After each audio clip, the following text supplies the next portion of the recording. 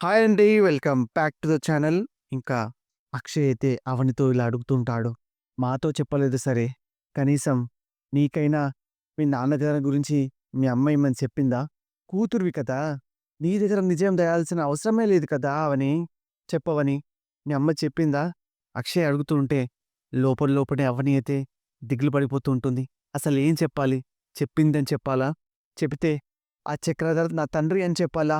ఎలా చెప్పాలి? ఏం చెప్పాలి? లేదండి. నేనెప్పుడూ అమ్మని అలా ఫోర్స్ చేసి అడగలేదు. ఒకవేళ చేసుంటే చెప్పేదేమో అని అవని అడగ్గా, చేయితే ఏంటో చూడు, ఆవిడంత అవమానం పడుతుంటే నేను చూసి తట్టుకోలేకపోతున్నాను. నువ్వు కూడా ఎంత బాధపడుతున్నావో నాకు తెలుసవని. ప్లీజ్ ఆవిడ దగ్గర ఈ విషయం కనుక్కో అవని. కనీసం నువ్వైనా తెలుసుకో అవని. మీ నాన్నెవరో. ఇక పల్లవి అయితే ఈ ప్లాన్ అయినా సక్సెస్ అవుతదనుకుంటే లాస్ట్ మినిట్‌లో మిస్‌ఫైర్ అయింది. అని అటు ఇటు అనుకుంటూ ఉంటే అదే టైంలో అక్కడ కమలొచ్చి, "హలో! మేడం గారు బాగా డిస్టర్బ్‌గా ఉన్నారేంటి? పోలీసులు ఇంటి వరకే వచ్చి మీనాక్షి అత్తయ్యని తీసుకెళ్ళారులే అని ఫీల్ అవుతున్నావా? ఏం మాట్లాడుతున్నావు బావ? పోలీసులు మీనాక్షి గారిని తీసుకెళ్ళినందుకు నేనెందుకు ఫీల్ అవుతాను? మీనాక్షి అత్తయ్య నిన్ను కొట్టింది. మీ అమ్మ, నాన్న నీ చేత సారీ చెప్పించారు. ఆవిడ మీద నీకు కోపం ఉంటుంది కదా! అవన్నీ నేను అప్పుడే మర్చిపోయాను బావ. ఛ! అది నేను నమ్మటం. నువ్వెలాంటిదానో నాకు బాగా తెలుసు కదా! నువ్వు క్లాస్‌గా కనిపించే రౌడీదానివి." కమల్ అంటుంటే, ఇంక పల్లవి అయితే, "చెప్తే నమ్మనప్పుడు నేను చెప్పి అంతకంటే వేస్ట్." అలా చెప్పేసి పల్లవి వెళ్లి పడుకుంటే, కమల్ అయితే ఇలా అనుకుంటుంటాడు. ఇది కిందటి జన్మలో నాగపాము అయ్యుంటుంది. అందుకే ప్రతిదానికి బుస్సు బుస్సు అని బుసగొడుతుంది. అక్షయ్ అయితే పార్వతి దగ్గరికి వెళ్లి, "రాత్రి నీతో కొంచెం కోపంగా మాట్లాడాను. అలా మాట్లాడడం తప్పే అమ్మా. నన్ను క్షమించమ్మా" అని అక్షయ్ అడుగుతుంటే, పార్వతి అయితే, "నువ్వు నాకు సారీ చెప్పడమేంట్రా? గొడవలు అన్నాక తర్వాత కోపాలు, ఆవేశాలు, గట్టిగా మాట్లాడాలు ఉంటాయి కదా! నాకు నీ మీద ఏం కోపం లేదు. ఇవేవి మనసులో పెట్టుకోకుండా వెళ్లి నీ పని చూసుకోరా." ఒక ఆమె వచ్చి, ఇంకా రాజేశ్వరి దగ్గరికైతే వాళ్ళ ఫ్రెండ్ ఒక ఆవిడ వచ్చి ఇలా అంటూ ఉంటుంది. "రాజేశ్వరి, నేను మా వారు రాత్రే ఊరు నుంచొచ్చామే. అన్నయ్యని అరెస్ట్ చేశారంట కదా! ఊరుకోవే. నాకన్ని విషయాలు తెలిసాయే. బాధపడకు. కష్టాలు, సమస్యలొచ్చినప్పుడే ధైర్యంగా ఉండాలి. మీ ఇంట్లో ఒక్కదానివే ఎలా ఉంటావే? కొద్ది రోజులు మాతో ఉందువు గాని నాతో రా. నిన్ను మా ఇంటికి తీసుకెళ్దామని వచ్చేశానే" అని రాజేశ్వరిని అడుగుతూ ఉంటే, "సారీ సుమిత్ర, నాకెక్కడికి రావాలని లేదు. మనది 20 ఏళ్ల స్నేహమే. ఫ్రెండ్ దగ్గర ఉండడానికి మొహమాట పడుతున్నావేంటే? ఈ పరిస్థితుల్లో నాకెవ్వరి దగ్గర ఉండాలని లేదు సుమిత్ర. వాళ్ళిచ్చే ధైర్యం, చెప్పే ఓదార్పు, మార్పు నా బాధని పెంచుతాయి తప్ప ఏమాత్రం తగ్గించలేవు. అర్థం చేసుకో సుమిత్ర" అని రాజేశ్వరి అంటుంటే, "సరేనే, నీకెలాంటి బాధ అనిపించినా సరే నాకు కాల్ చేయడం మర్చిపోకు" అని చెప్పేసి అక్కడి నుంచి వెళ్ళిపోతూ ఉంటుంది. ఇంకా అదే టైంకి రాజేశ్వరికైతే జైలు నుంచి చక్రధర్ వాళ్ళ జైలు నుంచి జైలర్ అయితే ఫోన్ చేస్తూ ఉంటాడు.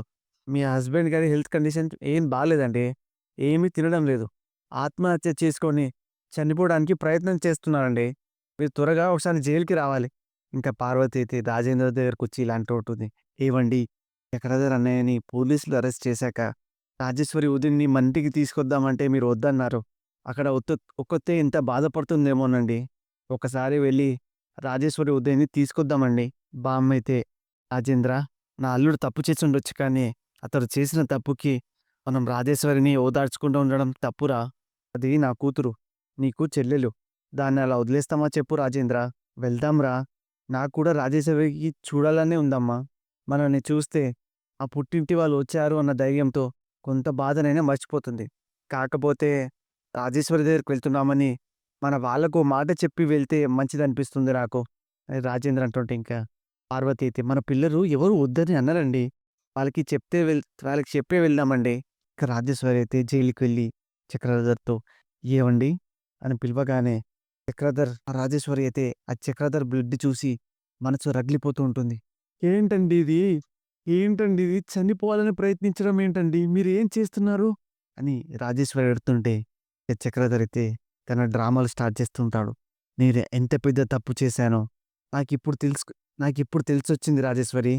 నేను చేసిన తప్పులకి ఈ జైలు శిక్ష సరిపోదనిపించింది. అందుకే చనిపోవాలి అని అనుకున్నాను.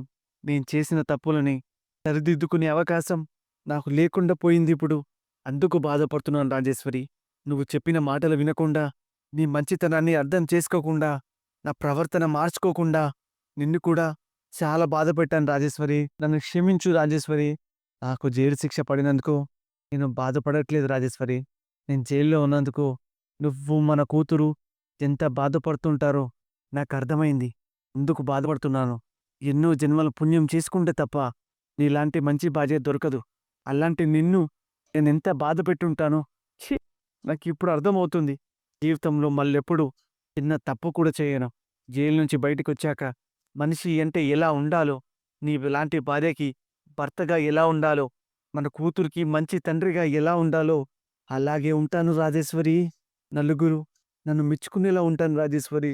10 మందికి మంచి చేసేవాడిలా ఉంటాను. కానీ అలా అలా ఉండేసరికి ఇలా జైల్లో ఉండాల్సి వచ్చింది రాజేశ్వరి. ఈ జైలు జీవితం నరకంలా ఉంది రాజేశ్వరి.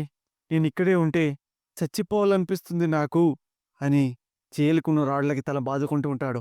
అని తన ముసలి కన్నీరు కాలుస్తూ ఉంటే అమాయకురాలైన రాజేశ్వరి అయితే, మీరలా అనకండి రాజేశ్వరి. నేను చచ్చిపోవాలని ప్రయత్నించాను కానీ నీకు నీకోసం బ్రతకాలనిపిస్తుంది. నిన్ను మంచిగా చూసుకోవడానికి బ్రతకాలనిపిస్తుంది రాజేశ్వరి. నేనిప్పుడు బ్రతకాలనుకున్నా కూడా నేను జైల్లో ఉన్నాను అనే మానసిక వేదన నన్ను బతకనిచ్చేలా లేదు. రాజేశ్వరి, నన్నిక్కడి నుంచి బయటికొచ్చేలా చెయ్యి అని తన యాక్టింగ్ అయితే చేస్తూ ఉంటాడు. అమాయకురాలైన రాజేశ్వరి గురించి మనకు తెలిసిందే కదా! కొద్దిగా ముసలి కన్నీరు కార్చగానే మనసు కరిగిపోయి, ఏంటండి మీలో ఇంత మార్పొస్తుందని నేను ఊహించనే లేదు. మీరిలా బాధపడ్డం నేను భరించలేకపోతున్నానండి. ఏం చేయాలో నాకర్థం కావట్లేదండి అని అంటుంటే, ఇంక చక్రధరైతే, నేను మంచి మనిషిలా ఉండాలనుకుంటున్నా, బ్రతకాలి అనుకుంటున్నా. అది నీ వల్లే సాధ్యమవుతుంది రాజేశ్వరి. నన్ను నన్ను జైలు నుంచి బయటికి తీసుకురా రాజేశ్వరి అని డ్రామాలు చేస్తుంటే అదే టైంలోకి కానిస్టేబుల్ వచ్చి రాజేశ్వరిని పంపించేస్తూ ఉంటాడు. ఇంకా రాజేశ్వరి వెళ్ళిపోగానే తన నిజ స్వరూపం బయటికి చూపించి నవ్వుతూ ఉంటాడు. ఇంకా రాజేంద్ర వాళ్ళు, పార్వతి వాళ్ళు ముందు మాట్లాడుకున్నట్టుగానే పిల్లలకి చెప్పి బయటికి వెళ్దామని చెప్పి అనుకుంటూ ఉంటారు. ఇంకా అదే టైంలో రాజేంద్ర అయితే, మేమందరం కలిసి రాజేశ్వరిని చూడ్డానికి వెళ్దాం అనుకుంటున్నాం రా అని వాళ్ళకి చెప్తూ ఉంటారు. అని వెళ్తుంటే ఇక కమల్ అయితే, మీరిప్పుడు అక్కడికి వెళ్ళడం ఎందుకు నాన్న అని కమల్ అంటుంటే, ఎందుకంటావేంట్రా అని పార్వతి అంటూ ఉంటుంది. ఎందుకంటావేంట్రా అని పార్వతి అయితే అంటూ ఉంటుంది. మనం మోసం చేసిన వాడిని మీ చక్రధర్ మావయ్య తప్ప మీ అత్తయ్య కాదు కదరా. మీ అత్తయ్య నా చెల్లెలురా. నా చెల్లెలు చూడ్డానికి నేను వెళ్తే తప్పేంట్రా అని రాజేంద్ర అంటూ ఉంటే అదే టైంలో బామ్మ కూడా, తన చెల్లెల్ని చూడ్డానికి మీ నాన్నకుండదా? నా కూతుర్ని చూడాలనే ఆశ మాకుండదా? అది అక్కడ బాధపడుతూ ఉంటే మేము అలా వదిలేస్తామా? ఇంకా అవన్నీ కూడా నువ్వు కమల్తో ఇలా అంటూ ఉంటుంది. నువ్వు వెళ్ళొద్దు అనడం అసలేం బాగాలేదు కన్నయ్య. ఆ మాటకొస్తే మనమే పిన్ని గారిని వెళ్ళి ఓదార్చాలి. నువ్వు అలా అనడం తప్పు. సరే వదినా, సరే వెళ్ళరా నాన్న అని బయటికి వెళ్తూ ఉంటే అదే టైంలో రాజేశ్వరి ఇంటికొస్తూ ఉంటుంది. ఇంకా రాజేశ్వరి అయితే అవని వాళ్ళతో ఇలా అంటూ ఉంటుంది. నేనొచ్చింది మీ ఓదార్పులు, మర్యాదల కోసం కాదు. మిమ్మల్ని అందరినీ నాకు పతిభిక్ష పెట్టమని అడుగుదామని, నా భర్తని విడిపించమని అడుగుతున్నాను బాబు. నా భర్త ఒకప్పట్లా లేడన్నయ్యా.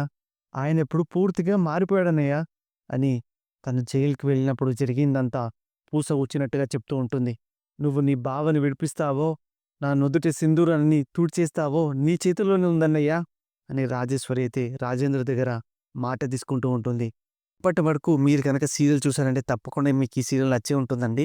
మన ఛానల్ చాలామంది చూస్తున్నారని సబ్స్క్రైబ్ చేయడం మర్చిపోతున్నాడు. సో ప్లీజ్ మన ఛానల్ని సబ్స్క్రైబ్ చేసుకోండి. థ్యాంక్ యూ అండి.